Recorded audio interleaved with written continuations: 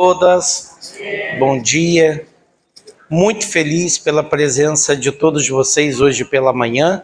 Sei que não é fácil chegar aqui, ainda mais hoje, no sábado, parece que dá aquele soninho gostoso, dá aquele vontade de estender um pouquinho, mas graças a Deus eu agradeço ao Senhor Jesus Cristo pelo empenho, pelo esforço, consideração de cada um de vocês para estar aqui pela manhã no sábado, para nós concluirmos a nossa disciplina de hermenêutica. Hoje nós vamos concluir, eu vou correr um pouquinho, mas eu também não vou atropelar o conteúdo, porque é melhor o que nós estudarmos, aprendermos, do que passar rápido para dar todo o conteúdo até o final e não aprendermos nada, não significar nada. Então nós vamos, na medida do possível, dando os exemplos, nos aprofundando, porque hoje a nossa aula vai até que horas? 10 horas? 10 ou 10 e meia? 10, né?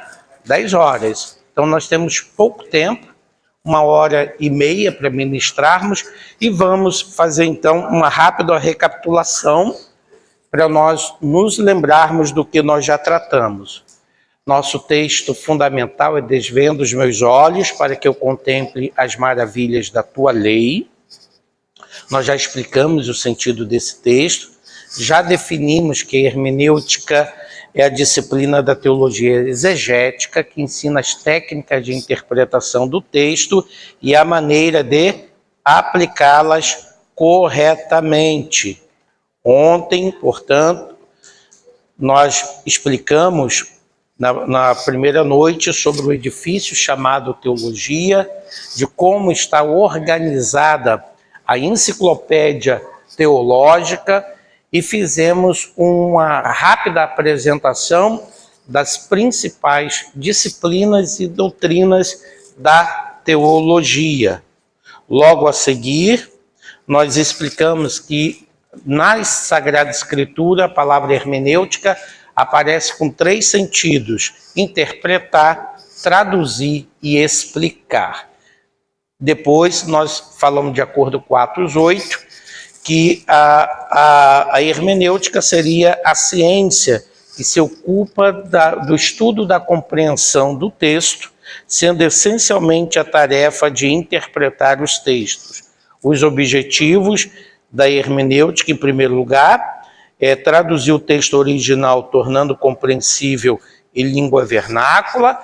Nós apresentamos o texto, uma parte do texto original, explicamos como os manuscritos do Novo Testamento e demos exemplos dele na Bíblia.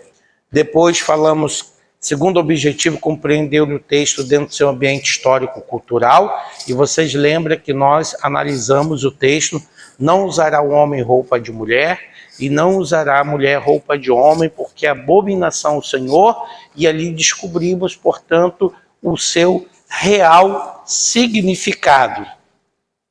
Depois nós falamos explicar o texto com todas as possibilidades justificativas possíveis, autor, audiência, condição sociohistórica, o que significa, portanto, é que você não pode ignorar o propósito com o qual o autor escreveu o seu livro.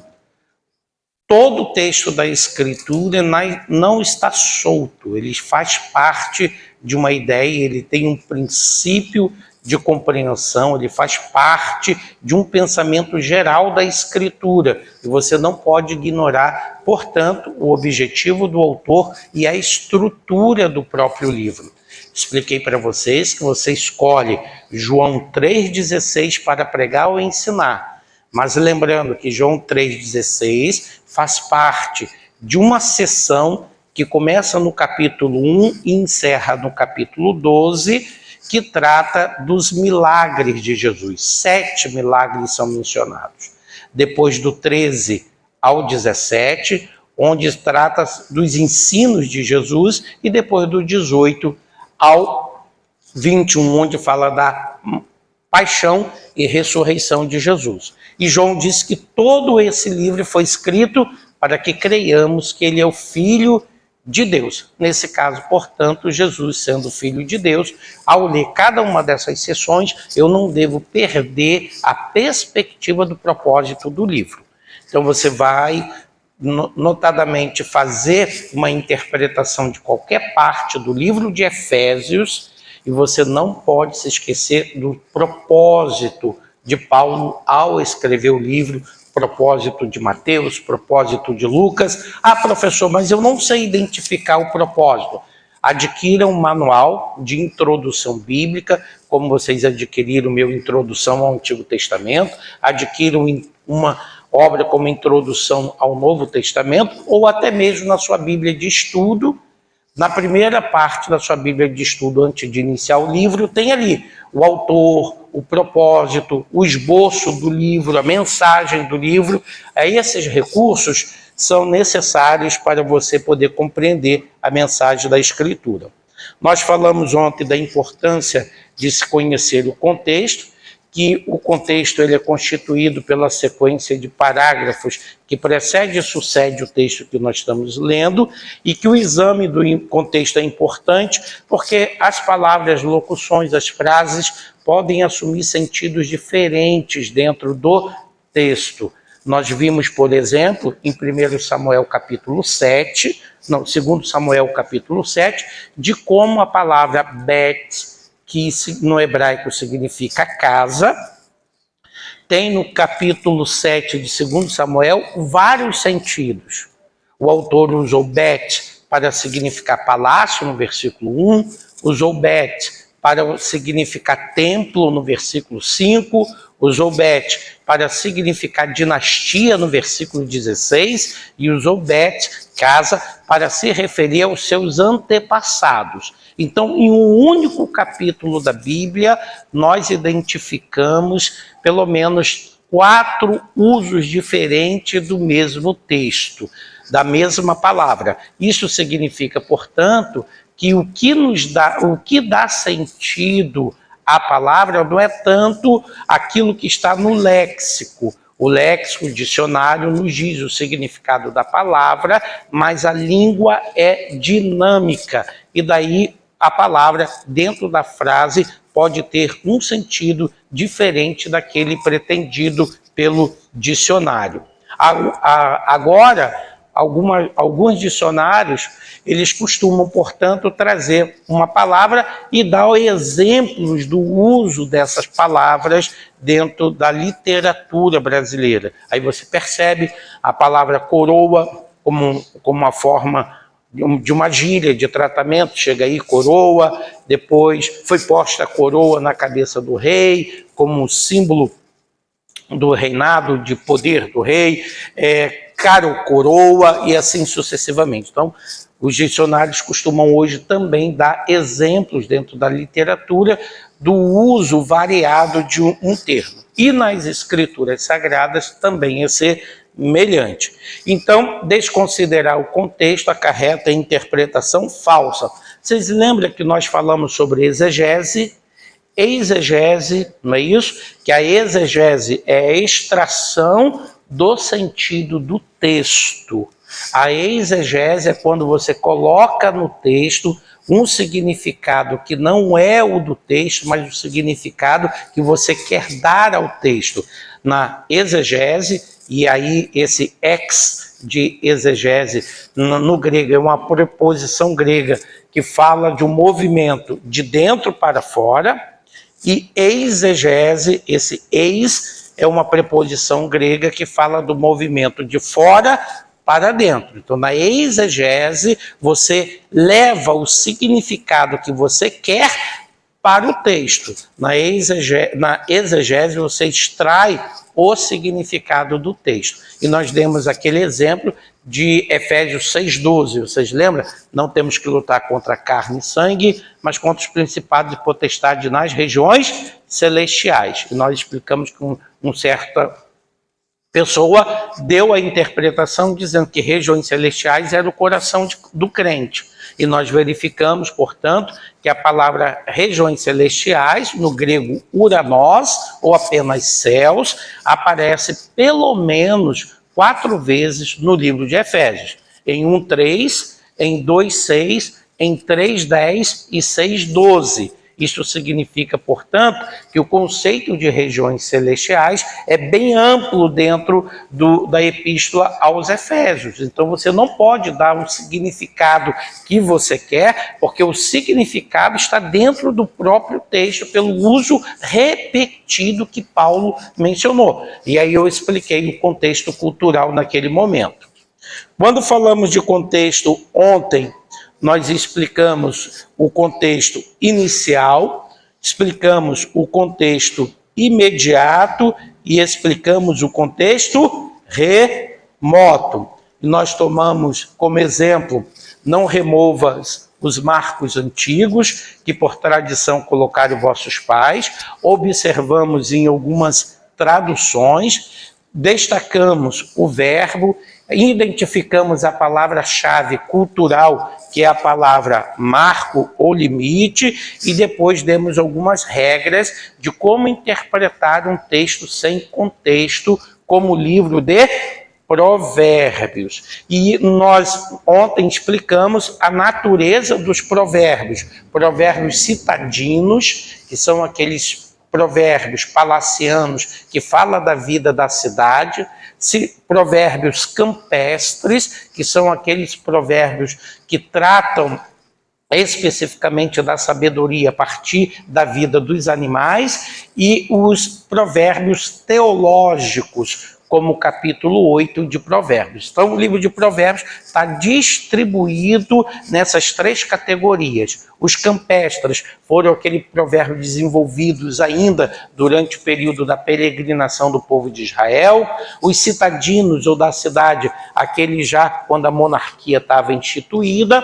E os teológicos, que são de reflexões mais profundas a respeito da sabedoria. E aqui a gente explicou, encontrar a palavra-chave com uma concordância, e explicamos que é importante você usar uma concordância de acordo com a sua versão da Bíblia. Então, se você tem a Almeida Revista Corrigida, adquira uma concordância que seja correspondente à versão de Bíblia que você usa. Se você usa NVI, uma concordância da NVI. Você não pode usar uma versão da Bíblia e usar uma concordância de outra versão do texto bíblico, porque não vai concordar com o teu texto, tá ok?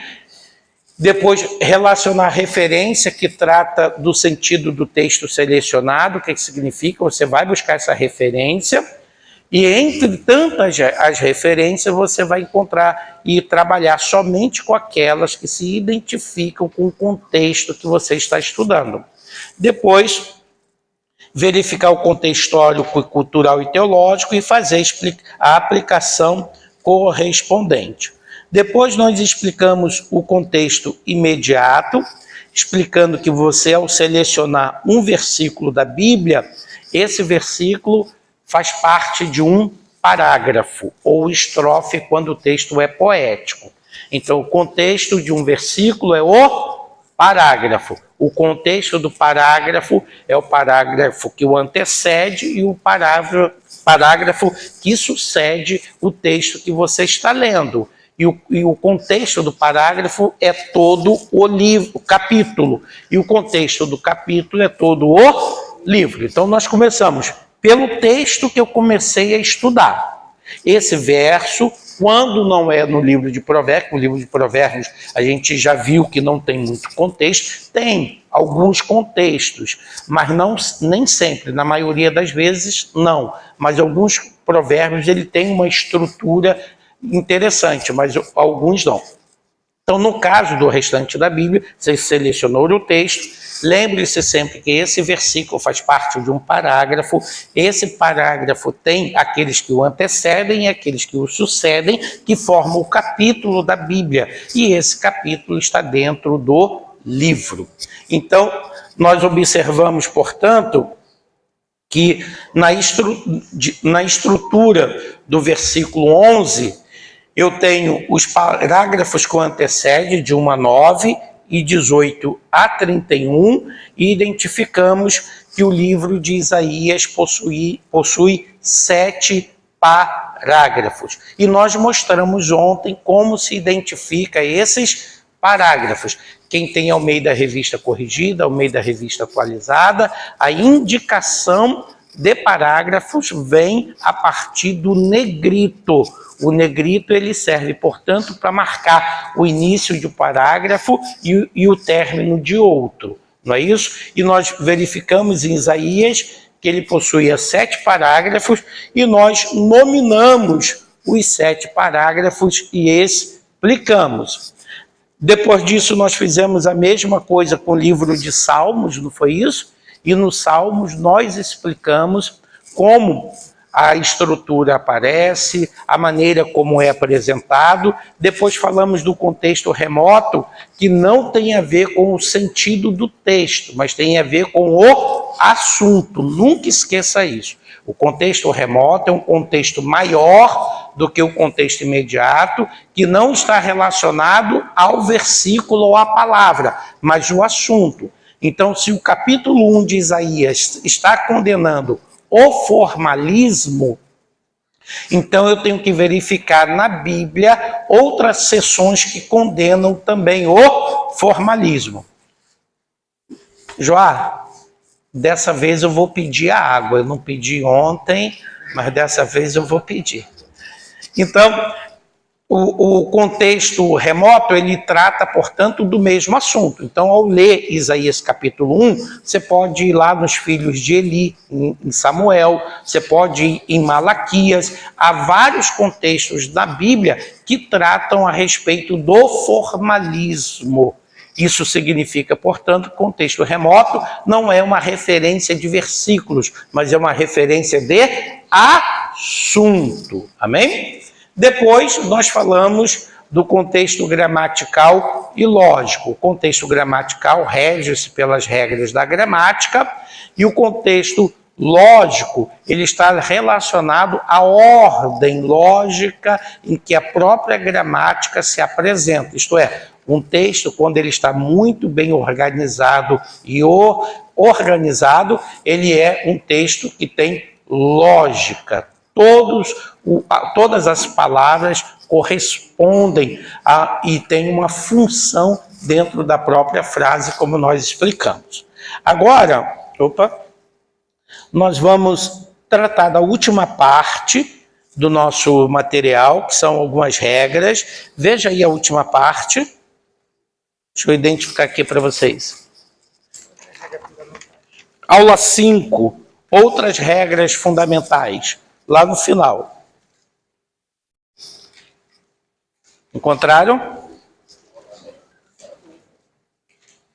Então vamos lá. A primeira das regras que nós estamos mencionando aí é algo muito importante para a hermenêutica. O teólogo que eu trabalhei no mestrado e no doutorado, que é o Paul Ricoeur, que da obra que os irmãos adquiriram ontem, nesses dias, que é esse último lançamento aqui, que é o Revelação e História em Paul Ricoeur, testemunho, memória e narração, a revelação de Deus por meio da escritura e dos seus gêneros literários. O princípio hermenêutico basilar que ele usa é este. A hermenêutica se preocupa, acima de tudo, com o gênero literário do texto. É um princípio fundamental da hermenêutica de Paul Ricoeur, trabalhar o gênero literário. Então vamos explicar aqui. Em primeiro lugar, eu vou falar rapidamente, mas eu acho que de alguma forma profunda, mais rápida, que quando nós observamos o gênero literário na Bíblia, nós estamos falando das formas do discurso religioso. Quando falamos das formas do discurso, nós estamos falando basicamente da maneira como uma determinada religião se expressa e se identifica por meio dos seus textos escritos. Então nós temos 3 religiões que se fundamentam em um livro considerado sagrado: o judaísmo, o cristianismo e o islamismo. Todas essas 3 religiões, que são consideradas religiões do livro, elas possuem o seu discurso religioso fundamentado na crença daquilo que esses livros dizem, em nosso caso, na Bíblia. E na perspectiva do Paul Ricoeur, os gêneros literários como a prescrição, que são a constituição da Torá, prescrição porque prescreve, são ensinamentos, mandamentos. A profecia, que não é apenas descortinar o futuro, mas também é condenar os pecados, também é manifestar a voz de Deus que está por detrás da voz do profeta.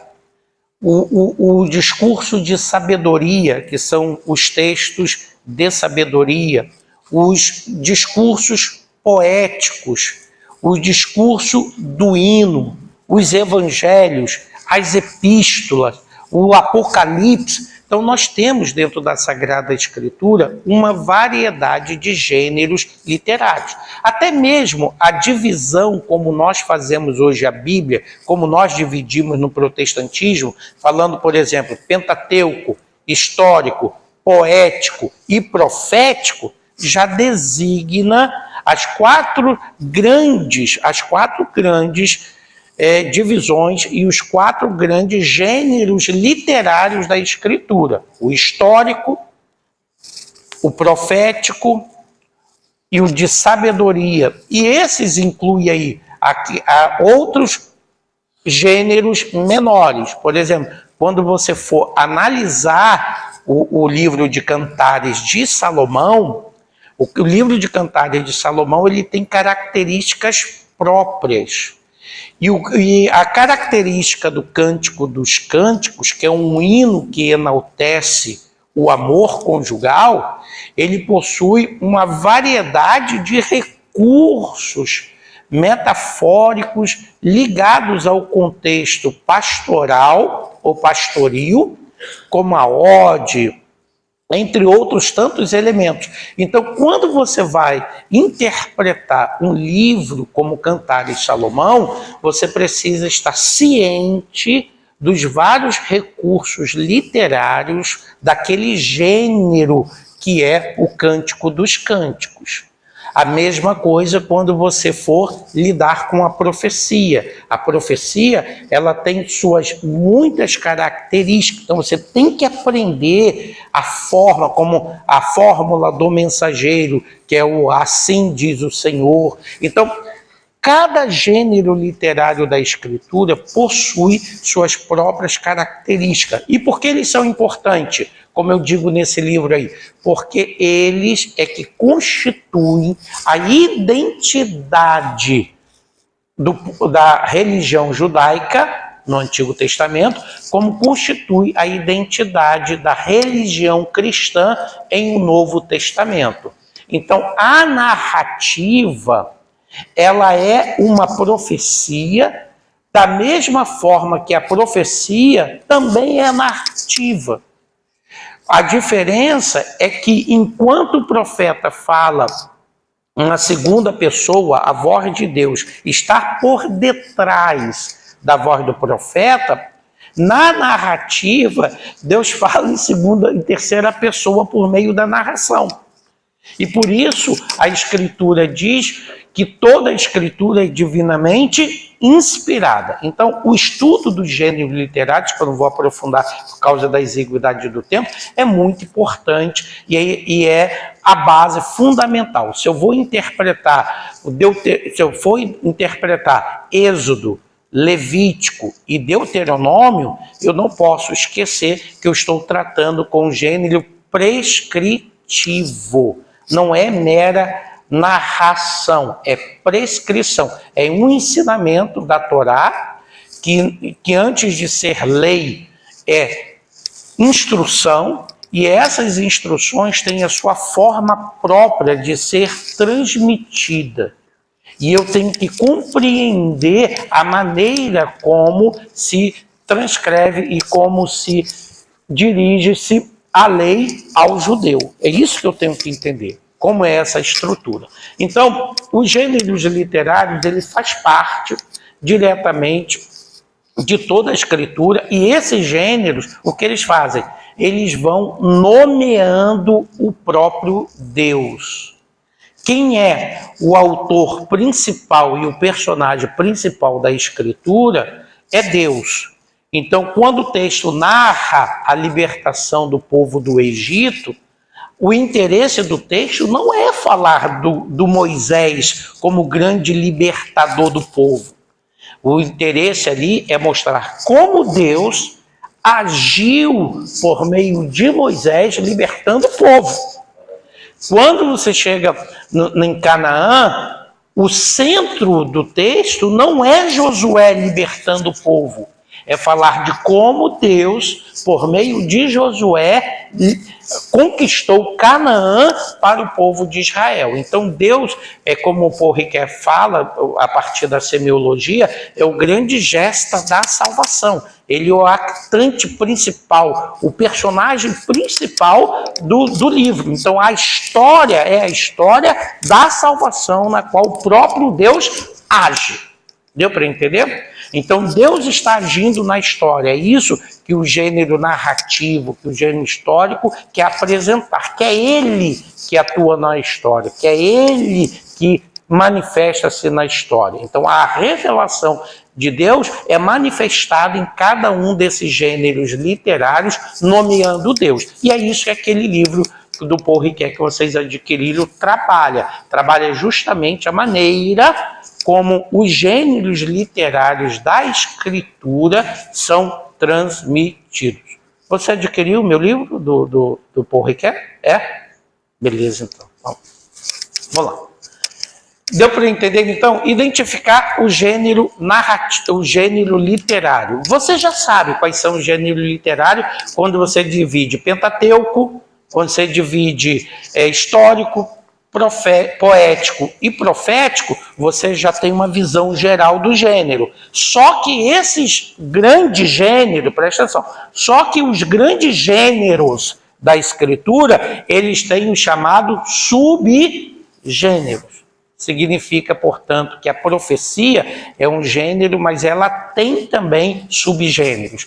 A prescrição, que é a constituição do livro da Torá, ela também tem seus subgêneros. A poesia tem seus subgêneros. A poética, que eu acabei de falar, tem seus subgêneros. E a sabedoria também tem seus subgêneros. Se você adquirir o meu livro Introdução ao Antigo Testamento, você vai observar que antes de eu falar sobre a poesia, antes de eu falar da profecia, antes de falar dos livros históricos, eu apresento como é esse gênero literário para que você possa compreender o texto, tá bom? Então, em primeiro lugar, todo mundo junto? Identifique, todo mundo junto? Identifique o gênero literário. Então, gênero literário são as formas de discurso. Segundo, todo mundo junto? Análise léxico-sintático dos textos bíblicos. Eu acho que faltou o segundo ali. Ah, tá aí. 2, vamos lá, todo mundo junto? 2, leituras corretas da Bíblia. Olha, gente, aqui é uma coisa simples, tá bom? Que a gente não pode abandonar. A leitura correta do texto da Bíblia é o princípio fundamental para interpretá-la. Se você não lê o texto corretamente, você não será capaz de compreender a Bíblia corretamente. Então você possui um texto que ele tem pontuações, você tem palavras que têm acentuações, e o mais interessante é que as acentuações, elas já existiam há muito tempo, antes do Novo Testamento ser escrito, as pontuações já existiam. Mas os gregos só foram usar mesmo as pontuações dentro do texto muito tempo depois. Por quê? O Aristófanes de Bizâncio, ele criou essas acentuações no texto para tirar e quebrar a monotonia do diálogo no teatro grego. Então, quando ele colocou o agudo, foi para que ali o ator aumentasse o tom da voz naquela sílaba. Quando ele criou o grave, para o ator diminuir o tom naquela sílaba. E quando ele criou também o circunflexo, que é a junção do agudo com o grave, para que o ator prolongasse o som da sílaba.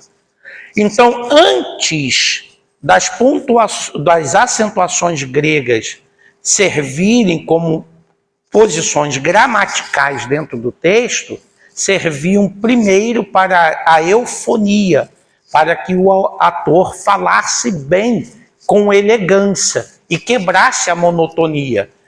Quando aparecesse o agudo, ele deveria aumentar o tom naquela sílaba. Quando aparecesse o grave, ele abaixava o tom naquela sílaba. E quando aparecia a junção dos dois, que é o circunflexo, ele prolongava um pouco aquela sílaba.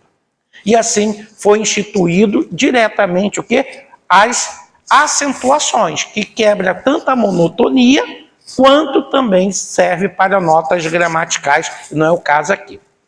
Da mesma forma, o texto grego não possuía, como nós falamos, também as pontuações. E elas foram postas para que pudéssemos compreender melhor o texto. Então, essas pontuações que aparecem hoje como vírgula, ponto vírgula, exclamação, interrogação, travessão, que algumas Bíblias utilizam o travessão, eles são marcadores para a leitura, para que haja uma compreensão do texto que está sendo lido. Então, nesse caso, a primeira proposta para uma boa interpretação é ler o texto corretamente.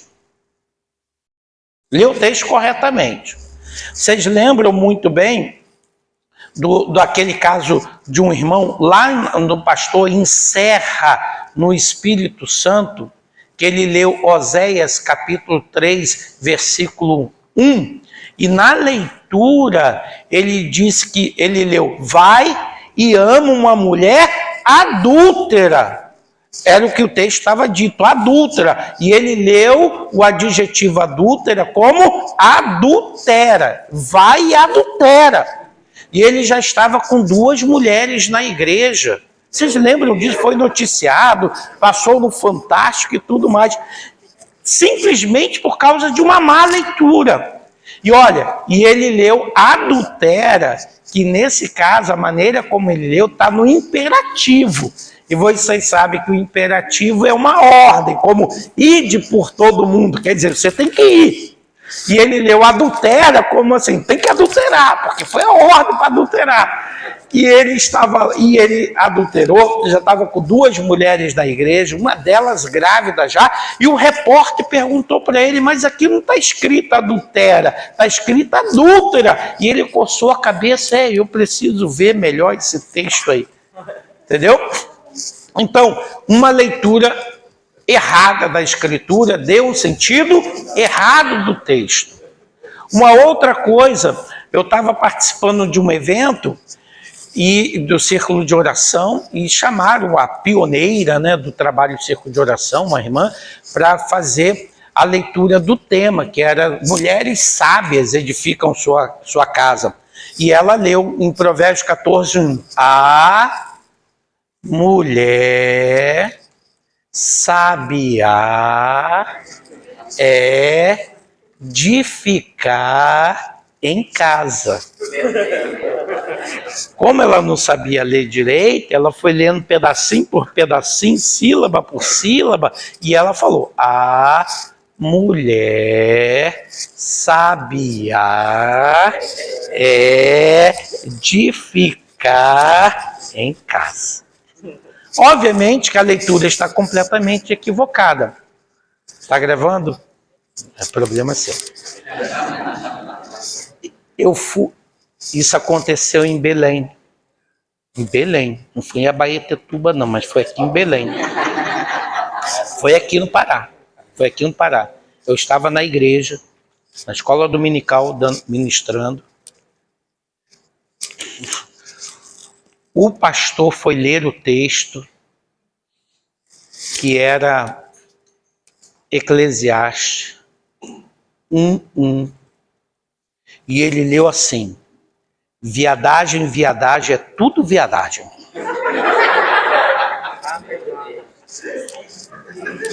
Foi real. Aí ele pegou, deu um pulo, e eu fiquei sério, me contive para não rir. E ele deu um pulo assim: irmão, tem alguma coisa errada com a minha Bíblia? Aí eu peguei, caí na gargalhada, porque essa desculpa não valeu, não vou repetir. Então, a leitura errada, ela traz alguns transtornos. Como você pode ler um texto? Foi aqui em Belém, rapaz. Foi aqui em Belém. Foi aqui em Belém. Foi em Belém. Eu já vi em Belém em vários locais, não só em Abaetetuba. Mas não é dessa, o pastor que leu assim. Então, o que a gente acontece? A primeira forma de ler, de interpretar o texto, é lê-lo corretamente. Por isso que nós falamos da leitura litúrgica da Bíblia, que são aqueles textos que nós selecionamos para a pregação e para o ensino. Aquele no culto que abre a parte do culto para que alguém leia um texto da Escritura. Você inicia uma atividade da igreja com uma leitura do texto da Bíblia. Então você tem que ler corretamente. O princípio básico da interpretação é ler corretamente. É você entender o que você está lendo e não fazer confusão na leitura. Como, por exemplo, eu estava numa cidade lá no Paraná e antes de eu ministrar para os professores, o pastor foi dar uma introdução da revista da escola dominical e ele disse assim: irmãos, nosso querido pastor Esdra vai falar sobre hermenêutica. E antes dele falar, vamos fazer um resumo aqui da lição da escola dominical. Temos aqui um textuário muito bonito, muito maravilhoso, aqui em Gálatas 3:24, que diz que a lei nos serviu como aio para nos conduzir a Cristo. Irmãos, que coisa gloriosa. Quando eu leio em Mateus, Jesus diz que o crente é o sal da terra. E aqui Paulo está dizendo que a lei nos serviu de aio. Irmão, que tempero glorioso, sal e aio. O crente tem que ter sal e tem que ter aio. Aí ele começou a descrever as características do crente que tem sal, mas não tem aio, a característica do crente que tem aio, mas não tem sal, e a característica do crente temperado pelo Espírito Santo. Qual foi a ideia aqui? Ele pegou a palavra aio, ele leu corretamente a palavra aio. Mas ele confundiu o sentido da palavra aio com alho. Com alho. E em função disso, ele começou a fazer o tempero celestial. Aio e sal, apresentando as características dos crentes. Isso acontece. Enquanto ali a palavra aio, no original grego é a palavra paidagogos, de onde vem a nossa palavra pedagogo, que era aquele escravo culto que era responsável em levar a criança para o liceu, para o colégio. E alguns desses escravos, eles próprios eram tutores do filho, porque eram pessoas inteligentes, formadas, né? Vamos dizer, dentro da sua época, do seu tempo. Então, quando fala-se de aio, quer falar da lei como condutora, como alguém que nos levou a Cristo, que a finalidade da lei era nos apresentar, no final das contas, o próprio Cristo. E não tem absolutamente nada a ver com alho. Eu já estava falando de olho, dentro das Escrituras uma vez, sobre os olhos, né, de Deus, e um aluno entrou um pouquinho atrasado e pegou, eu estava falando, perdão, de óleo,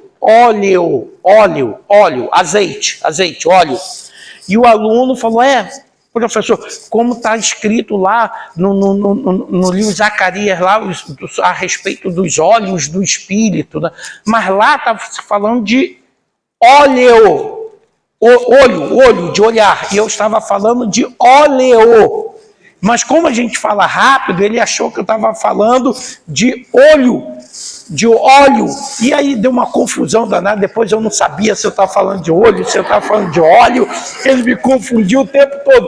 Então, eu estava falando de óleo, ele estava achando que eu estava falando de olho. E assim deu uma confusão danada. Até eu, para me recuperar depois, foi difícil, que eu não sabia mais se eu olhava ou derramava óleo. Não sabia. Então, essa ideia, portanto, da palavra, significa, portanto, que a gente tem que nos preocupar com aqueles termos que na língua portuguesa chama de homógrafos, homófonos, tem perfeito e assim vai, não é esse o caso aqui. Por exemplo, como a palavra cega, com C, que tem a ver com visão. Cega, com S, que tem a ver com colheita. Então não posso confundir isso. Espiar, com X, que tem a ver com encobrir, purificar. Espiar, com S, que é de olhar, de espia, de espião. Eu não posso confundir essas coisas. E a Bíblia usa essas palavras invariavelmente. Então eu não posso confundir isso dando significado diferente, como um irmão que a gente ouviu, ele foi falar, o título da mensagem dele era Jesus e os planetas. É a mensagem que ele ia pregar lá, negócio doido lá, Jesus e os planetas. E depois ele pegou um texto de Ezequiel que falava do canto no templo, mas o canto ali se referia a ângulo.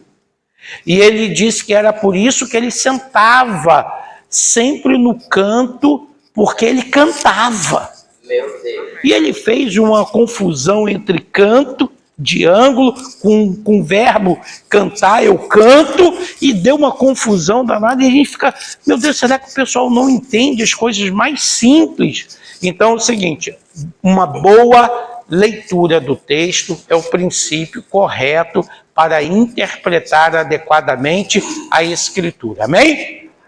Não despreze a boa leitura. Então, se você não ler direito, comece a se exercitar na leitura. De que forma? Leia a Bíblia em voz alta, para você ouvir a sua própria voz e para você ouvir como você está lendo. Então, se você tem dificuldade de ler, não comece a ler a corrigida, não comece a ler qualquer obra de João Ferreira de Almeida, que é mais clássica. Pegue a NVI, que ela tem uma leitura mais escorreita, ela tem menos vírgula, ela tem fluência na leitura. Pegue uma linguagem de hoje, que não tem palavras difíceis, e comece a se adaptar e se aperfeiçoar na leitura, para você poder ler corretamente. Alguns de vocês já participou alguma vez no teatro de algum monólogo? O monólogo é somente um ator ou uma atriz falando ele sozinho. E nós entendemos tudo o que ele quer dizer, porque ele não apenas lê corretamente, como fala corretamente o que leu. E nós conseguimos compreender. E, na verdade, quando as pessoas não conseguem ler corretamente a Bíblia, dificilmente vai conseguir explicá-la corretamente. Sim. Também tem um dicionário também, né? Que ajuda, mas algumas palavras realmente são difíceis mesmo. Então, e a Bíblia tem muitas palavras difíceis, principalmente a corrigida, entre outras, como eu falei, enxúndia nas ilhargas. Tem umas palavras ali bem complicadinhas de ler, que a pessoa fica perguntando 2 vezes se é isso, né? O que é isso? Enxúndia nas ilhargas, e nada mais é do que aquela gordurinha abdominal. Né? Então a gente tem que tomar bastante cuidado com a nossa leitura e ter uma leitura fluente. Então, ó, primeiro princípio. Ah, mas aí você vai perguntar, poxa, você veio do Rio de Janeiro para dizer para a gente que tem que ler o texto correto? Eu vim justamente para isso aí, dizer, leia o texto corretamente. Se tem vírgula, dá uma pausinha mesmo. Se tem um ponto e vírgula, dá uma pausa maior. Se tem exclamação, exclame. Se tem interrogação, interrogue. Se é ponto final, para. Acabou. É isso aí. A palavra está acentuada com agudo, aumente o tom da sílaba.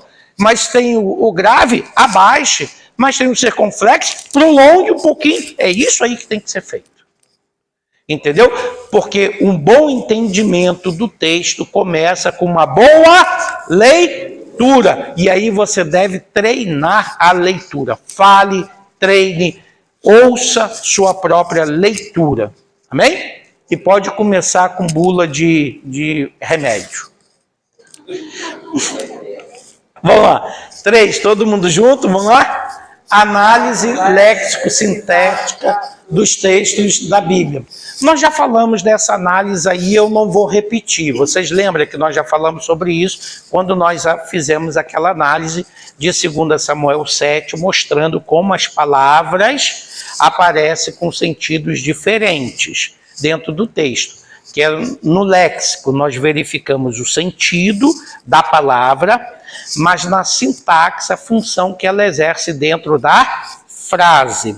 E, algumas vezes, o próprio autor modifica o sentido léxico da palavra. Eu citei o caso de Beth, mas casa, né? Mas se você considerar, tem outros exemplos, não é isso? Ouve, ó casa de Israel. Claro que esse Beth está se referindo à nação de Israel. Então a palavra casa vai ter sentido de família, vai ter sentido de ascendência, vai ter sentido de dinastia, vai ter sentido de família, de genealogia, assim sucessivamente. Então você tem que estar atento com isso. Foi a mesma coisa que nós falamos de glossa, língua, que aparece com significados variados dentro da Bíblia. Língua como o órgão da fala, que Jesus vai lá, toca na língua do gago e solta a língua do gago, é o que o texto diz, ele começa a falar. Língua como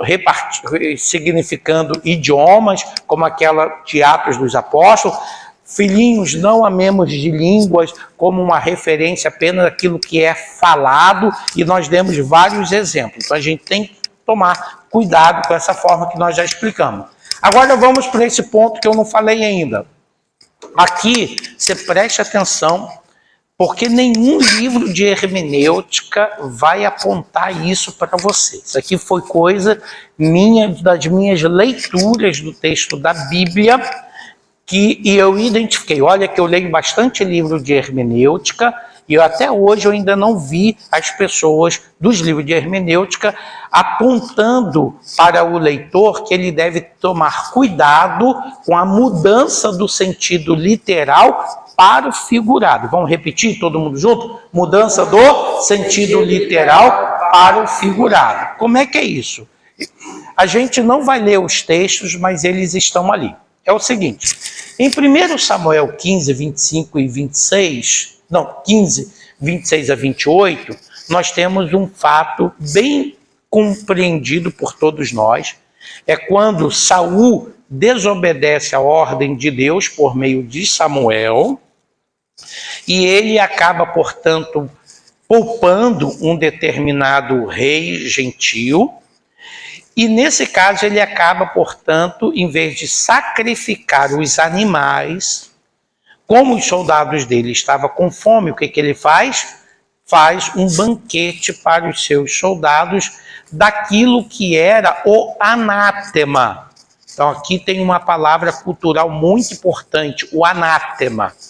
O que é o anátema? Vocês lembram do caso daquele personagem que ocultou umas colheres? Qual era o nome dele? Acã. Vocês lembram dele, do Acã? Ele não poderia ter feito aquilo, porque aquele despojo de guerra, que é chamado de anátema, ele deveria ser entregue a Deus, que era um costume da antiguidade, pegar os despojos de guerra e entregar no templo da divindade ou oferecer à divindade que conquistou ou deu aquela vitória. Então, o anátema, o nome é anátema porque quem toma para si é amaldiçoado. Mas, na verdade, o anátema era um bem, era um dom que você tinha que conceder para a divindade, mas se você se apropriasse daquilo, era maldição para você, que era numa forma de roubo. É daí que vem aquela ideia lá de Malaquias, que aquele que não dá o dízimo está roubando ao Senhor, porque nesse caso a lei instituía que desse esse percentual para Deus. Então esse percentual, que seria os 10%, pertence a Deus, não pertence àquele que está com ele em mãos, porque ele tem que devolver a Deus. E esses 10%, esse dízimo, seria como o anátema. Não é para ficar para mim, é para ser devolvido a Deus como forma de reconhecimento. Dali, do anátema, que o Malaquias tira essa ideia de quem está com o dízimo está roubando o Senhor e atrai sobre si maldições sobre si, porque ele está ficando com aquilo que foi determinado para que se desse para Deus. Entendeu? Que é dentro dessa mesma leitura do anátema. Então, não era para ele sacrificar os animais para dar comida para os seus servos, soldados, muito pelo contrário. E ele, o que ele faz? Faz o sacrifício, alimenta os soldados, deixa o rei viver, quando na verdade era para o rei morrer. E o mais interessante é que na antiguidade o anátema também poderia se referir a pessoas. Então, exterminar todo mundo fazia parte do anátema. E aí ele tinha que matar todo mundo também, porque fazia parte do anátema, e ele não fez.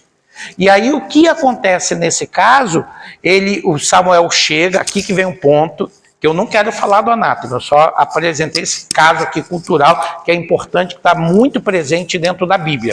E aí o Samuel chega diante dele, condena ele, e o texto diz assim: e virando-se Samuel para ir, Saul pegou-lhe a capa, e a capa rasgou-se. E Samuel virou para Saul e disse: hoje o Senhor tirou de ti o teu reino e deu para o teu próximo, que é melhor do que tu. O que eu quero falar aqui é da capa, do Sinlá. Veja, portanto, que se nós falamos da capa, não já falamos? Que a indumentária do homem e da mulher hebreia era o ketonete, que era uma roupa interna, o meio, que era o vestido, e a sinlá, que era a capa. Então, quando Saul pegou na capa de Samuel, é uma capa literal. A capa rasgou. Quando a capa rasgou, essa capa, que é literal, passa a ser símbolo do reino que é retirado de Saul. E o símbolo de que o reino é retirado dele é a capa rasgada com um pedaço. Então, de modo literal, você tem a capa. Mas quando Samuel se vira, já a capa passa a ser símbolo do reinado que Saul perdeu. Deu para entender? Vamos prestar atenção. Quando eu falei do gênero profético, eu disse que o gênero profético ele tem os seus subgêneros, não é isso? Nesse caso aqui, nós temos essa representação mímica que é chamado no gênero profético de oráculo por ação. Repita comigo, oráculo por ação. O que é o oráculo por ação? Ele faz parte do gênero profético, que é uma encenação quase que teatral, que representa a profecia. Como Deus disse, vocês vão lembrar, Jeremias, vai à casa do olheiro. Aquela ordem, vai à casa do olheiro. Viu aí o olheiro trabalhando barro? Como o barro se desfez e ele criou um vaso novo, assim sois vós nas minhas mãos, diz o Senhor. O nome disso é oráculo por ação. Jeremias, vai lá, chama todos os moradores de Jerusalém para ver você negociar um terreno no Egito. Porque assim diz o Senhor. Aí o Jeremias vai lá, ajunta com os parentes dele, com outros mercadores, para comprar um terreno no Egito. A ideia daquilo ali é para que o povo fugisse para o Egito, porque Judá seria destruída. Oséias vai e casa com uma mulher adúltera. E Oséias foi e casou-se com uma mulher de prostituição, para que pudesse representar o casamento de Javé com Israel e todo aquele cenário. Aquilo dali se chama o quê? Oráculo por ação. Então, a base do oráculo por ação, ele acaba aparecendo dentro da própria narrativa bíblica em textos em prosa, narrativos, como foi nesse caso aqui. Então, quando Samuel se virou, deu as costas para Saul, e mais importante, presta atenção, dar as costas para alguém no Antigo Testamento é um ato simbólico de rejeição. Está dando para entender? Por isso o salmista diz no Salmo 51, Senhor, não retires de mim a tua face. Retirar da pessoa a sua face significa tirar dela o seu favor e a sua proteção. Então, quando Samuel, que é o profeta de Deus, vira as costas para Saul, todo mundo já entendeu que Deus havia rejeitado Saul quando ele virou as costas. Deu para entender isso? Isso é um oráculo por ação. Então, o texto, ele todo é literal, mas aquela literalidade tem um símbolo. Deu para entender? Tem um símbolo. Então, quando ele vira as costas, a soldadesca já sabe. Deus virou as costas para Saul. Quando rasga o manto e Samuel se vira que hoje o Senhor tirou o reino de ti, eles entenderam que o manto rasgado já representava que Saul havia perdido o reino. Mas tudo isso está ali no sentido literal, mas tem um sentido mais profundo ligado ao oráculo de ação. Essa questão de virar as costas é importante, lembra-se só, lá em Lucas, no capítulo 7, o que você encontra? Isso aqui é só para despertar vocês, para verem como a Sagrada Escritura precisa ser entendida nos seus detalhes. Lá em Lucas, quando Jesus vai na casa de Simão, o fariseu, vocês lembram da passagem, né? Jesus tinha ido à sinagoga, fez uma grande homilia espetacular e era culturalmente obrigação do chefe da sinagoga levar aquele rabino que deu aquela palestra naquela manhã para a sua casa. E Jesus vai juntamente com Simão, Simão convida, e todo mundo sabe o que acontece lá, né? Simão distrata Jesus porque o próprio Simão não dá a Jesus todas as honras que o mestre deveria receber, que era ter os seus pés lavados pelos seus filhos, receber o ósculo, não é isso? E estar ali à mesa. Simão não faz nada disso, todo mundo percebe que Simão está de má vontade, desconsiderando, desrespeitando Jesus. Não é isso que eu quero falar. Eu quero falar é da cena que a mulher entra, começa a chorar, limpando os pés do Senhor, enxuga os pés de Jesus com os seus cabelos. Vocês lembram disso, né? Agora, você percebeu no seguinte detalhe, que Jesus diz assim, Simão tem uma coisa para dizer. Ele diz a mestre. Aí ele conta a história. Certo homem tinha tantos credores, tal. E aí conta aquela história maravilhosa. E depois diz assim Jesus. Diz assim um texto de Lucas. E virando-se para a mulher, Simão está aqui. E virando-se para a mulher, disse a Simão que ficou lá atrás. Nunca perceberam isso? E virando-se para a mulher, disse a Simão. Quer dizer, ele falou com Simão, dando as costas para ele. Então a multidão que estava ali já sabia que ele estava rejeitando Simão e dando seu favor à mulher. Isso só no gesto. E virando-se para a mulher, disse a Simão: vês tu esta mulher? Está dando para entender? Então, a ideia de virar as costas é a ideia que já estava desaprovando a Simão, que Deus estava rejeitando a Simão, e o favor dele estava se dirigindo-se à mulher. Deu para entender? Então, só nesse primeiro texto nós temos vários elementos simbólicos. Mas não é isso que eu quero falar. Eu quero falar da capa. Então você... Deixa eu ver aqui. Alô? Alô? Deixa eu ver aqui. Alô? Hoje ele veio bonito aí, veio de blazer, né, cara? Tá bonito pra caramba hoje. Tá dando pra entender? Detalhe?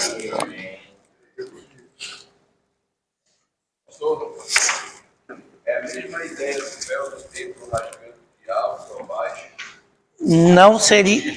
Não seria esse. O do véu já teria... A figura. Né? E nós não precisarmos mais de Obrigado. profeta ou de locutor para conversar com Deus, porque a nossa estava aberta. O véu foi rasgado. Tem essa leitura também. Mas só que esse do manto rasgado tem um outro sentido. Então vamos lá. Prestando atenção aqui. Sim. Da leitura que se fez, né? Porque o judeu mesmo que estava lá, sacerdote ou sumo sacerdote, ele não fez essa leitura. Essa leitura que fez foi o evangelista. E essa leitura quem fez foi o escritor aos Hebreus. Que o véu rasgado representava que agora o acesso que era só do sacerdote é de todos nós. Aí ele pega essa leitura do véu rasgado e faz, portanto, essa leitura, que é excelente. Então vamos lá. Então a questão aqui é o manto. Agora, se você olhar em 1 Reis 29, 1 Reis 11, do 29 ao 32, você tem uma outra passagem, que é quando o reino de Israel é dividido. Você tem que notar a seguinte coisa. Diz a Bíblia que Aías, que era um escritor fantástico, né? Vocês sabem que muitos dos textos que estão no livro de Reis e no livro das Crônicas foi escrito por Aías, que ele era escritor. Era um profeta escritor, um profeta da palavra. E o Aías, diz o texto seguinte, que Aías foi se encontrar com Jeroboão, olha o que o texto disse, e trouxe uma capa nova. É esses detalhes que eu quero que você preste atenção no texto, que às vezes passa e você não apercebe-se. E trouxe consigo uma capa nova. Aí você tem que prestar atenção, porque a Bíblia está dizendo que ele levou uma capa nova. Por que isso? Por que esse sentido de dizer que o camarada levou uma capa nova? Essas descrições, detalhes, que parece que estão fora do lugar, que a gente precisa prestar bastante atenção. E ele pega a capa, encontra-se com Jeroboão, o que ele faz com a capa? Todo mundo lembra, não é isso? O que ele faz com a capa? Pega a capa nova, rasga, pega 10 pedaços da capa e dá para Jeroboão, representando o reino de Israel, e fica com outra parte, com 2 pedaços, representando o reino de Judá. Presta atenção. A capa nova, presta atenção, senão vocês não vão entender o desenvolvimento. A capa nova, que é uma capa literal, mas ali significa que Deus vai fazer algo novo. A capa nova, a capa representa reino. A capa nova, o novo reino. A capa rasgada, o reino dividido. 10 pedaços para Jeroboão, 10 tribos que seguirão com ele. Os outros 2 continuam com Judá. Tá dando para entender? Então a ideia de que a capa é literal, mas aquilo é um ato simbólico que representa a divisão do reino. Entenderam? Então capa dividida representa o quê? Reino dividido. Mais uma vez, capa dividida representa reino dividido. Deu para entender? Agora, preste atenção que quando Jesus Cristo é preso, lhe é dado uma capa como símbolo do seu reinado sobre os judeus. Lembra-se disso? João capítulo 19. Alguém prestou atenção que João diz que a capa não tinha remendo? Alguém prestou atenção que João diz e a capa não tinha remendo? Quem prestou atenção nesse texto? João está querendo dizer que como a capa de Jesus não tem remendo e como capa rasgada é símbolo de reino dividido, o reino de Cristo jamais seria dividido. O reino do Messias. Por isso ele fala que a capa não tem remendo. É um detalhe, é um simples detalhe, mas um detalhe que tem um aspecto profético e cultural desde a antiguidade judaica. A capa de Jesus, portanto, lhe foi dado como símbolo do reinado dele sobre Israel, por isso está, eis aí o rei dos judeus. E os fariseus gritaram, não é rei dos judeus, diz que ele se diz rei dos judeus. Aí o Pilato diz, o que fiz, já fiz, que escrevi, é rei dos judeus. Então a capa, símbolo do reinado de Jesus sobre os judeus, e a capa não tinha costura. João queria dizer o quê? Que seu reino não seria dividido. Mas não acabou aí não. Essa capa que não tinha costura e que representa que o reino do Messias jamais seria dividido, os romanos, soldados romanos, vendo que a capa era bonita, de alto preço, faz um jogo, que era o jogo do Basileu, mais ou menos parecido com a nossa dama, nosso xadrez. Eles começam a brincar com Jesus ali. E nessa brincadeira, o que eles fazem? Eles pegam a capa de Jesus para eles. Dentro do pensamento joanino, como dentro da perspectiva veterotestamentária, a capa que é símbolo do reinado de Jesus sobre os judeus, agora essa capa passa como para os romanos, significando que o reino de Jesus sobre os judeus passa agora para o reino de Jesus sobre os gentios. Por isso, diz João que aqueles que ele veio para o que era seus, os seus não receberam, mas todo quanto recebeu, Deus deu-lhes o poder de serem feitos filhos de Deus. Então a capa que era símbolo do reinado de Jesus sobre os judeus, passa agora por meio dos romanos como símbolo do reinado de Jesus sobre os gentios. Tudo isso numa capa só. Tá dando para entender? E isso, gente, não é alegoria. Veja só, vamos entender aqui. Existe uma diferença entre alegorese e alegoria, ou existe uma diferença entre alegórico e alegórico. Deixa eu explicar isso aqui para vocês.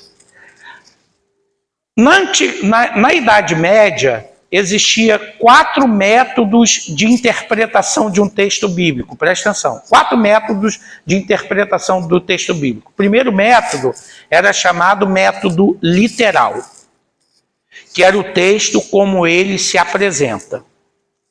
O segundo método, que para os medievais era o mais importante, era o método alegórico, que eles consideravam o método espiritual, o método mais profundo. O terceiro método era o tropológico, que era a leitura ética da Escritura. E o quarto método era o anagógico, que era o sentido escatológico. Então, para os cristãos medievais, quando iam ler o texto, tem o texto literal. No princípio criou Deus os céus e a terra. E Abraão saiu de Ur dos Caldeus. Ok? Literal. Mas tinha um sentido alegórico, que era o sentido que eles consideravam espiritual. E nesse sentido espiritual, eles diziam qualquer coisa a respeito do texto. Por exemplo, o Fílon de Alexandria, quando fazia essa leitura alegórica de que Abraão saiu de Ur dos Caldeus, ele disse que o Abraão saindo de Ur dos Caldeus representava a passagem de um filósofo abstrato para a área do conhecimento prático. Na alegoria se inventa qualquer coisa, você não tem base para dizer. Aí o texto, depois dessa parte espiritual que eles diziam, tinha que ter um significado ético. Aí você tinha que buscar dentro do texto algo ético, algo que servisse para a vida, para a santidade, e depois algo que servisse para o futuro escatológico. Era assim. Lutero que rompeu com essa forma de interpretação da Bíblia, porque o que Lutero fez? Valorizou o sentido literal da Bíblia. Por causa do sentido literal da Bíblia é que houve a reforma protestante. Porque Lutero voltou-se a interpretar o texto por aquilo que ele significava e não pela criatividade do pregador, do intérprete, que falava qualquer coisa a respeito do texto. Então existe a alegorização de uma mensagem que não tem absolutamente nada a ver com o seu sentido literal. Isso é diferente de alegoria. O que é alegoria? Alegoria é uma figura de linguagem que representa uma sucessão de metáforas. Diz a Herodes, aquela raposa, uma metáfora, ok? Vós sois o sal da terra, uma metáfora. Vós sois a luz do mundo, uma metáfora. Agora, quando você chega em João capítulo 15, você tem, eu sou a videira, vós sois as varas, meu pai é o agricultor. O que eu tenho aqui? 3 metáforas que se tornam, na verdade, uma alegoria. Alegoria é uma sucessão de metáforas. E isso é um recurso Isso é um recurso literário. A alegorização, ela não é um recurso literário. A alegorização é da criatividade das pessoas. Elas vão inventando coisas sobre o texto. Deu para entender? Então, isso que nós acabamos de falar agora sobre o sentido de manto, isso não é a alegorização, isso é realmente o sentido que João pretendia pelo texto. Ele pretendia justamente essas perspectivas de falar do manto de Jesus sem costura para designar que seu reino nunca teria divisão, do manto que era símbolo do reinado de Jesus sobre os judeus, passando para os gentios, para significar o reinado de Jesus sobre os gentios. Isso era propósito de João dizer sobre isso. Deu para entender? Um outro aspecto ali do manto, segundo Reis 9, 12 e 13, eu estou fazendo isso com a palavra manto. Mas quem tem meu livro de hermenêutica vai ver ali que eu recomendo, pegue a palavra cinto na Bíblia, a palavra cinto, e tente fazer esse mesmo exercício que eu estou fazendo aqui com a palavra manto. Você vai descobrir coisas extraordinárias sobre o simbolismo do cinto dentro da Bíblia. Então, assim, a Bíblia realmente é um livro profundo. E sem essa empatia com o texto bíblico, sem essa empatia com o modus operandi da Bíblia, a maneira como o judeu escrevia, como ele se expressava, você não vai conseguir interpretar a Bíblia de modo adequado. Já passo para ti a palavra. Então, segundo Reis 9, do 12 ao 13, o que nós temos? Nós temos, portanto, mais uma vez a palavra capa. só que é capa em sentido diferente, mas que ajuda a gente a entender o Novo Testamento. Nesse caso aqui, nós temos o rei, que vai ser consagrado a rei no trono, e nesse exato momento, o que as pessoas fazem? Tiram suas capas e colocam na escadaria do trono, para que o rei pisasse ou passasse por cima dessas capas até chegar ao trono. Nesse caso, a capa representa a própria vida do indivíduo. Nós já falamos do hebraísmo perno, já que significa posse.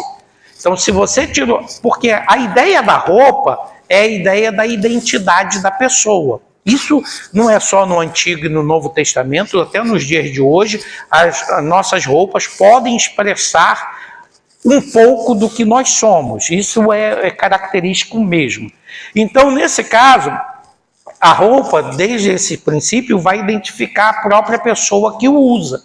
Então, ao estender a roupa, por exemplo, a sua capa, era como se a própria pessoa tivesse se submetendo à autoridade do rei quando ele pisava. Toda planta que estiver debaixo do vosso, toda a terra que pisares será vosso, não é isso? Então a ideia da posse que eu já falei desse hebraísmo. Então quando a capa vai representar a própria pessoa e o Jeú pisa sobre a capa, significa que as pessoas estão se submetendo ao reinado dele. É esse o princípio que quer dizer ali.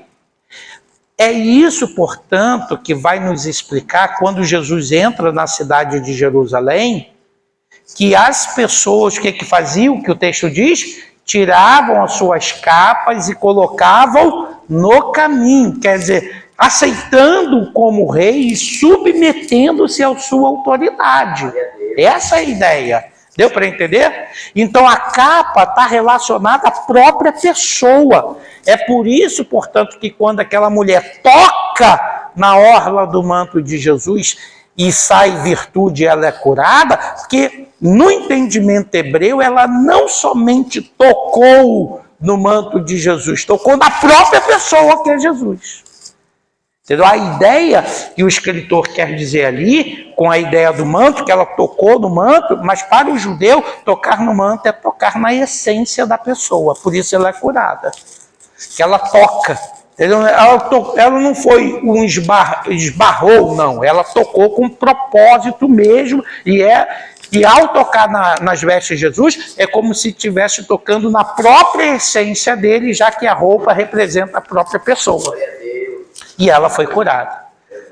Entendeu? Esse mesmo sentido é lá do lenço de Paulo, é lá da veste de Pedro, que também curavam, é a ideia da representação da própria pessoa. Deu para entender? Então, essa questão aí de mudança do sentido literal para o sentido figurado é muito importante.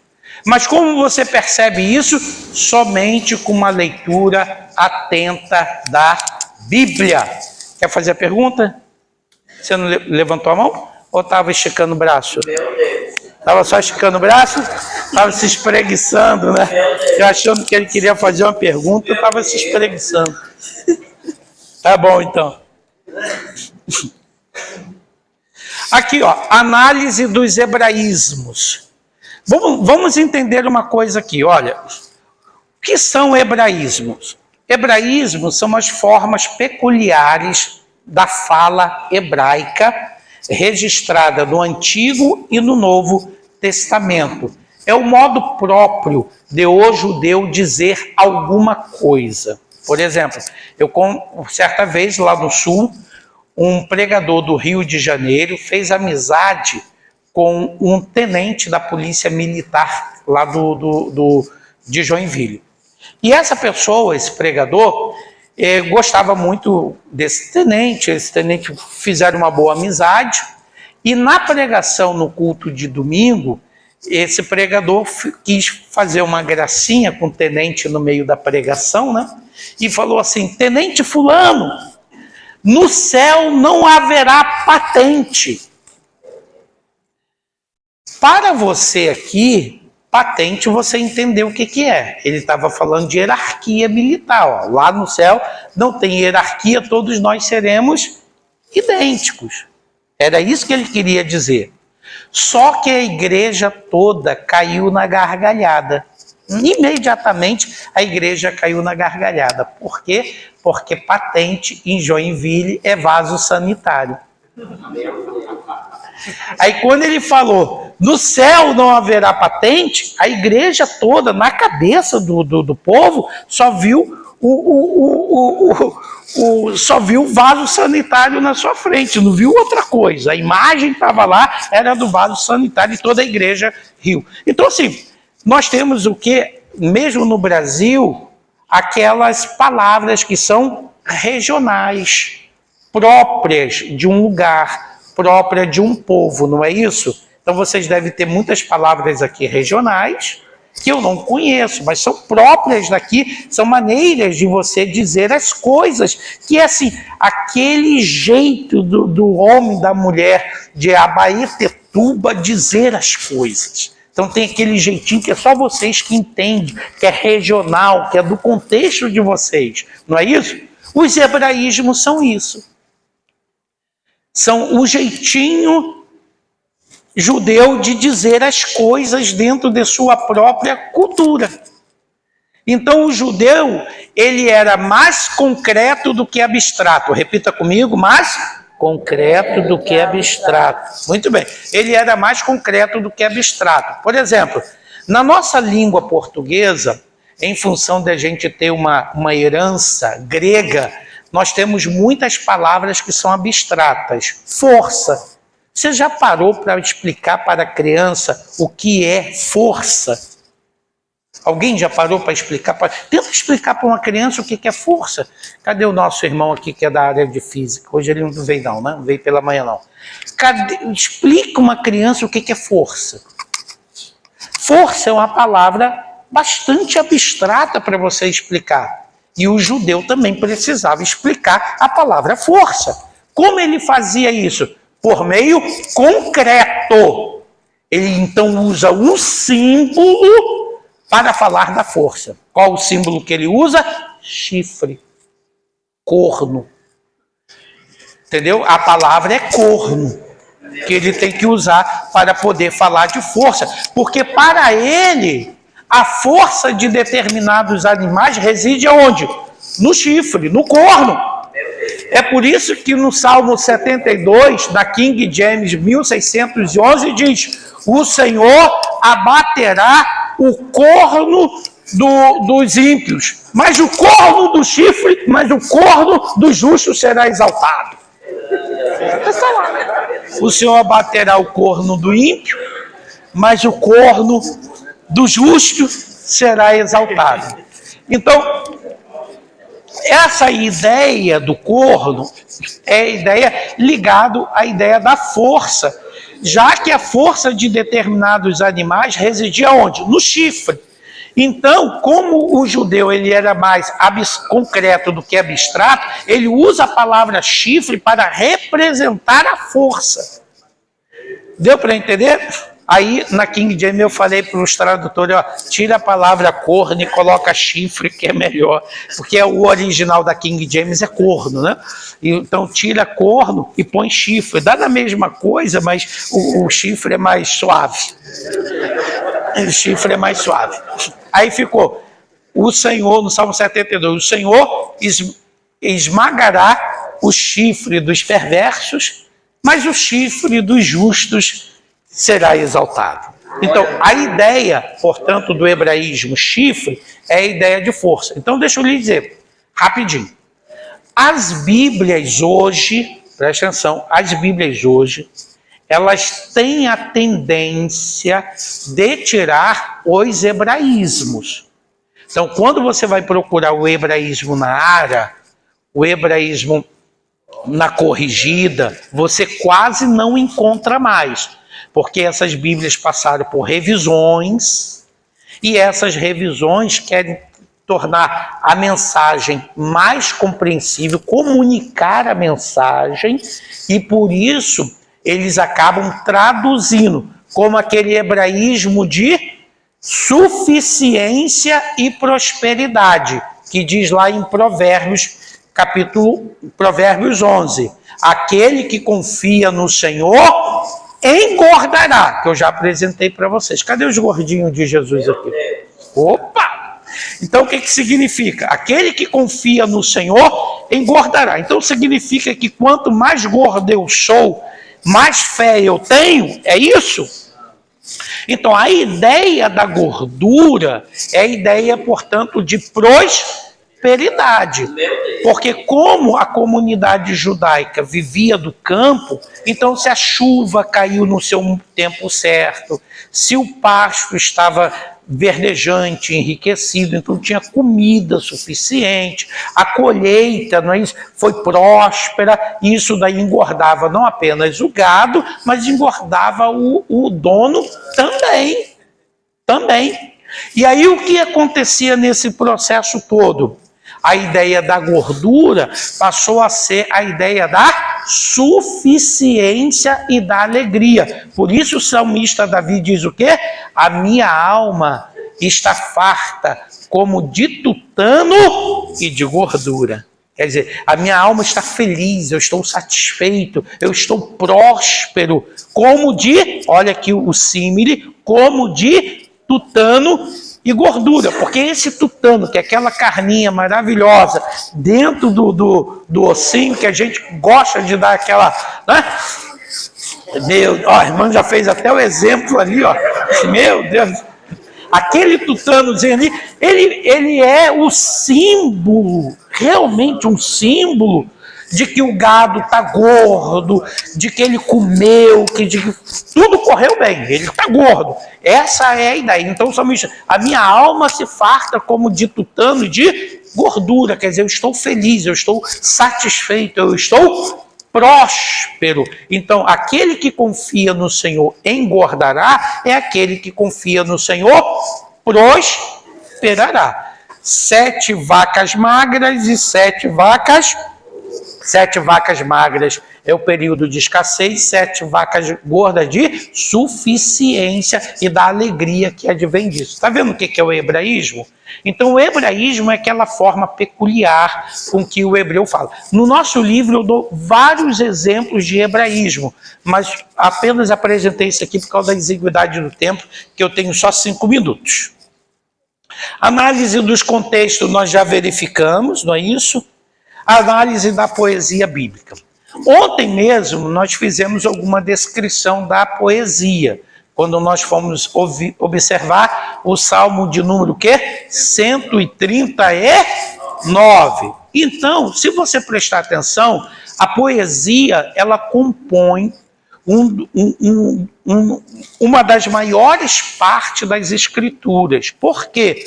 Porque a própria profecia, no original, é estruturada dentro da própria poesia. Então, tem algumas Bíblias, como a Bíblia Thompson, que usa a edição de Almeida contemporânea, que a Almeida contemporânea pegou a parte da profecia e colocou em versos, dentro de estrofes. Porque apesar de a profecia ser narrativa, ela foi transmitida na estrutura poética. Ela é do gênero profético, mas a maneira como foi apresentada é poética. E nós temos ainda, além disso, os chamados livros poéticos, e dentro do conjunto dos textos, mesmo em prosa, você tem também alguns textos e cânticos que também são do gênero poético. Então, a poesia, ela está dentro de toda a escritura e talvez seja o gênero que mais aparece dentro do texto da Bíblia. Deu para entender? Então, quando eu vou trabalhar o chamado gênero poético, a primeira coisa que eu tenho que entender, volto a repetir, que eu já disse ontem, né?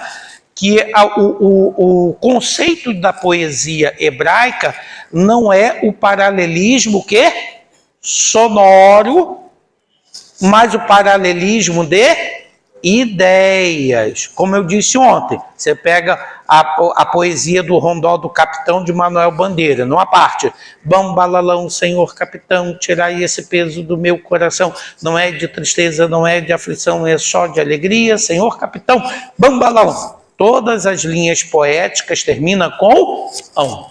Então, essa é uma forma também de se fazer poesia com paralelismo sonoro.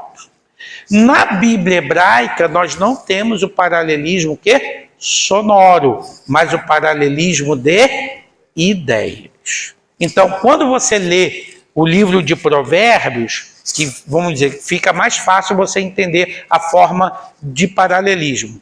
O filho sábio é a alegria da sua... O filho sábio alegra o seu pai, mas o tolo é a tristeza da sua mãe. Então, o que você tem aqui? Você tem um paralelismo. O filho sábio é a alegria do pai, primeira linha poética, e o filho tolo é a tristeza da sua mãe. Então, a segunda linha poética contrasta com a primeira. Aí, essa forma é chamada de paralelismo antitético, de antítese, de contrário. Porque a primeira linha fala algo positivo e a segunda linha fala de modo negativo. Isso é uma forma de paralelismo. Então, do nosso livro aí de hermenêutica, quem pegou, pode ir lá, que nós temos toda a estrutura dos paralelismos. Então, essa análise da poesia bíblica segue essa questão do paralelismo, que não é um paralelismo de sons, mas um paralelismo de ideias, entre outros assuntos. E para finalizarmos, que meu tempo já acabou, análise das figuras de linguagem. Mais uma vez, análise das figuras de linguagem. O que eu gostaria de destacar para vocês na análise da figura de linguagem, que serve de regra? Olha só, quando você for ler a escritura, você tem que, preste atenção, você tem que ficar atento não somente ao texto, mas aquilo que o texto evoca. Presta atenção. É como se você parasse para escutar o que o texto está transmitindo. Lá em Eclesiastes diz assim, lá em Eclesiastes tem um texto que eu gosto muito, eu acho bem interessante, porque ele se refere, ele diz assim, tal qual o crepitar dos espinhos no fogo é o sorriso do tolo. Essa imagem, ela evoca, acima de tudo, a audição. Ela é tanto visual, porque ela te lembra uma fogueira com espinhos sendo jogado nela, mas o que ele quer evocar para você é o som, é uma imagem auditiva, tal qual o crepitar dos espinhos na panela é o sorriso do tolo. Então, nessa imagem, ele não tem apenas o espinho sendo jogado no fogo, mas ele quer destacar justamente o quê? O estalo. Tic, tic, tic, tic, tic. E esse estalo, ele é rápido, passageiro, e o espinho não alimenta o fogo, ele se consome rapidamente. Então, a ideia que ele quer dizer é que o tolo, mesmo que ria, esse sorriso do tolo, ele é efêmero e passageiro. Mas a imagem que ele evocou é uma imagem auditiva. Ele diz, veja como é ridículo como o tolo ri. Porque o tolo não teria razão para rir. Nenhuma. Mas como ele ri, olha só como é que é ridículo. Está dando para entender? Aqui ele evocou uma imagem auditiva. A mesma coisa do salmista. Levantam os rios, ó Senhor. Levantam o rio seu fragor, mas a voz do Senhor é mais poderosa do que os rios. O que ele está falando ali? Ele está descrevendo o quê? A queda de uma cachoeira bem poderosa, ou uma correnteza bem brava. Mas a ideia que ele está evocando é a imagem o quê? Auditiva. Ele quer que você ouça uma corredeira perigosa e o som ensurdecedor que ela faz e o pavor que ela cria, principalmente para quem não sabe nadar, e mesmo quem sabe nadar, sabe que tem que respeitar aquela correnteza que é muito forte. Aí ele evoca o som. Mas essa ideia que ele está evocando o som, sabe o que é? São aquelas mensagens que o mensageiro de um exército inimigo manda para intimidar. São as tropas dos cavalos, os cascos dos cavalos pisando no chão, o exército inimigo marchando em direção, aquele som ensurdecedor de muita gente. É isso que ele quer dizer por levanta os rios o seu fragor ao Senhor. A ideia que ele está trazendo aqui é uma ideia, uma imagem auditiva dos exércitos, todo aparelhado com seus carros, com seus cavalos, com bota de bronze, com aquela coisa toda, aquele som ensurdecedor do exército e o medo e o pavor que dava no povo. E nele também, porque ele é um lutador. E aí ele diz, levanta-se os rios, Senhor. Levanta os rios o seu fragor.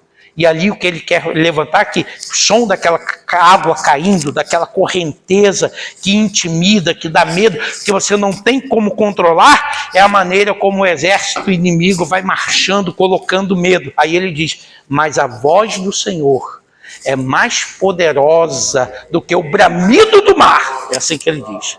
Dizendo, portanto, que apesar da força do inimigo, o Senhor é muito mais poderoso. Mas ele chama tudo isso por meio do som. Ele quer que você ouça. Deu para entender? Então, além da perspectiva da estrutura da poesia, você tem que ficar atento à maneira como o próprio autor apresenta essa poesia, que às vezes traz imagem auditiva, às vezes traz outras imagens visuais por meio das figuras de linguagem. E algumas coisas simples, como nós falamos lá da capa, acaba se transformando em símbolo, acaba se transformando em metáforas. Então eu tenho que ter cuidado com os chamados antropopatismos, não é isso? Que são aqueles sentimentos humanos que são atribuídos a Deus na Sagrada Escritura. A Deus é atribuído raiva, como eu já falei, naquele salmo que diz que a boca de Deus estava em chama e das suas narinas saía fumaça. E eu falei que a ideia da narina, af, é de onde também tem a palavra raiva, que também é af. Por causa da ideia de que quando você está com raiva, você faz uma respiração mais ofegante. Isso vai representar a fúria de alguns animais. Então, essa ideia da raiva de Javé, não é que Deus sente raiva como nós sentimos. Não é que Deus se arrepende como nós nos arrependemos quando diz que Deus se arrependeu por criar o homem. A ideia da raiva quer dizer, portanto, do descontentamento de Deus em relação à injustiça que está sendo cometida aos seus filhos.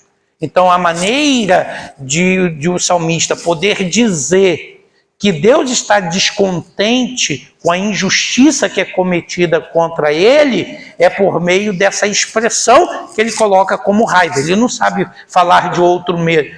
Por quê? Porque eles são o quê? Práticos. Então, utilizam logo elementos concretos da experiência para descrever. Quando se diz que Deus se arrependeu, não quer dizer que o arrependimento de Deus tem a ver com arrependimento humano, no sentido como o homem se arrepende por causa de uma falha. O arrependimento de Deus é apenas uma expressão para descrever que os homens não estão cumprindo o propósito que Deus determinou. E por isso Deus está descontente com a ação humana e está disposto a mudar o seu propósito em relação ao que o homem está fazendo. Deu para entender? É isso que se trata o arrependimento, que Deus está disposto a mudar o seu propósito, porque a atitude de Deus com o homem que obedece é diferente da atitude de Deus com o homem que desobedece. Não é que ele se arrepende, não é que ele muda, mas é que o propósito que ele estabeleceu não está seguindo o caminho e a direção que depende do homem. Por que isso? Porque nós temos dentro do Antigo Testamento, para eu encerrar aqui, uma perspectiva profética de que o cumprimento da promessa de Deus depende da participação humana, da obediência humana. O Antigo Testamento apresenta, portanto, que para que o propósito de Deus se cumpra, é necessário da parte do indivíduo a obediência. E quando o indivíduo não obedece, o propósito dele não pode ser cumprido na vida do indivíduo pela escolha própria que ele fez de desobedecer ao próprio Deus. Deu para entender? Então, a atitude de Deus em relação a quem obedece é diferente da atitude dele em relação a quem desobedece. E é essa atitude, portanto, que muda, é que se diz que ele se arrependeu. Ok? Essa análise de figura de linguagem, ela está relacionada àquele João que fala que não haveria livro para escrever o feito, é uma hipérbole, uma figura de linguagem. Sim, aí o irmão aqui está me perguntando algumas questões do João, que diz que Jesus fez tantos milagres que se não fosse descrevê-los todos, não caberia livro no mundo. É hipérbole, não é isso? É hipérbole, exagero. Então, dentro das figuras de linguagem, lá no livro de hermenêutica, eu classifico várias delas sobre a metáfora, não é isso? A metáfora, ela é sempre um discurso direto. Por exemplo, dizei a Herodes aquela raposa, vós sois o sal da terra, vós sois a luz do mundo. Então, a metáfora, ela é sempre um discurso direto. O símile, que também é figura de comparação como a metáfora, ele não usa o discurso direto, mas ele usa uma conjunção comparativa, que é o como. Entendeu? Sempre que aparece também como, aí já se refere diretamente o símile. Entendeu? Como ser, como o servo anseia pela corrente das águas, assim a minha alma aspira por ti, ó Deus. Né? Como o servo tem a capacidade de sentir o rio, né? O frescor do rio a quilômetro de distância, e anseia por estar lá no rio, assim também a minha alma anseia por ti, ó Deus. Então, nesse caso, nós temos não a metáfora, mas eu tenho um símile, uma figura de comparação, porque ele usa o como, ou assim como, entendeu? Então, distingue-se da própria metáfora, que é o discurso direto. Diz a Herodes aquela raposa. Então, a ideia das figuras de comparação, mas o que eu gostaria de dizer para vocês, para encerrar aqui, que eu sei que vocês já encomendaram o açaí, e já sei que encomendaram para mim também, para eu levar um açaí de verdade, que a gente está cansado de comer gelo lá no Rio de Janeiro como açaí. Aí a gente vai levar um açaí de verdade para lá. O que eu preciso e você precisa cuidar da linguagem figurada, é que na linguagem figurada, o autor ele está brincando de esconde-esconde os significados. Olha só. O justo florescerá como a palmeira, crescerá como cedro no Líbano. Quem é o justo? Segundo ele, o que floresce como a palmeira e que cresce como cedro no campo.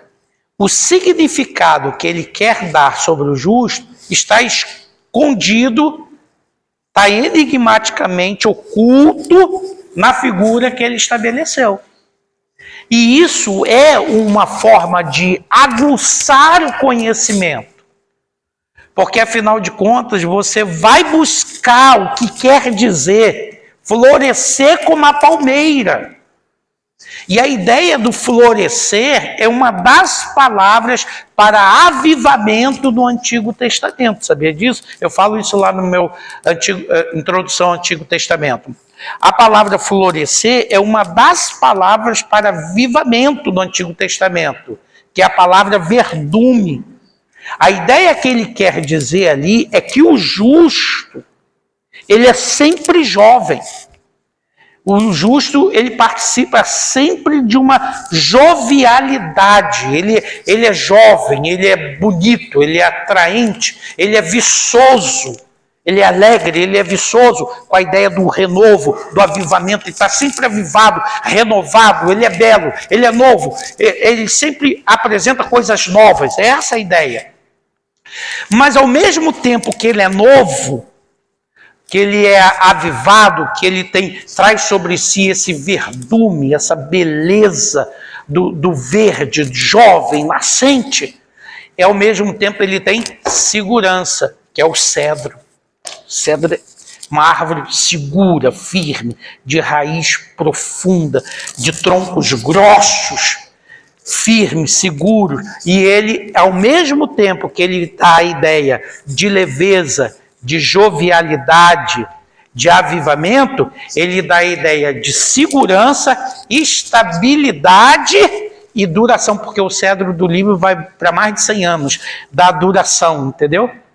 Então, ele quer dizer que o justo, ele não tem apenas a longevidade, mas ele tem também a jovialidade. Não é bonito isso? Então, a ideia que ele quer trazer ali é a ideia de jovialidade, com a primeira figura, que fala da flor que floresce como a palmeira, e ele quer falar também da longevidade e segurança, estabilidade do cedro no Líbano. Deu para entender? E por isso ele tem um alto valor, porque o cedro do Líbano era algo muito caro. Deu para entender? Amém? Então Deus abençoe a todos. Muito obrigado por esses dias que nós passamos aqui. Os irmãos até aliviados. Enfim.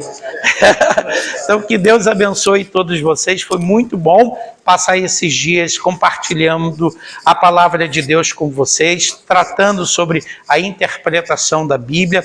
Eu espero que o pouco que nós falamos aqui tenha lhe servido para abrir os seus olhos. O que eu disse? Que o meu objetivo era que quando você saísse do curso, você olhasse a Bíblia com outros olhos. E eu espero ter alcançado isso, que você agora, daqui em diante, você já amava a Bíblia, mas que daqui em diante você se interesse por um estudo metódico e por um interesse maior de ler a Escritura e compreender. Esse foi o nosso objetivo, que você olhasse a Bíblia de modo diferente a partir do curso. E se eu conseguir isso, meu propósito foi alcançado. Muito obrigado, Deus abençoe vocês.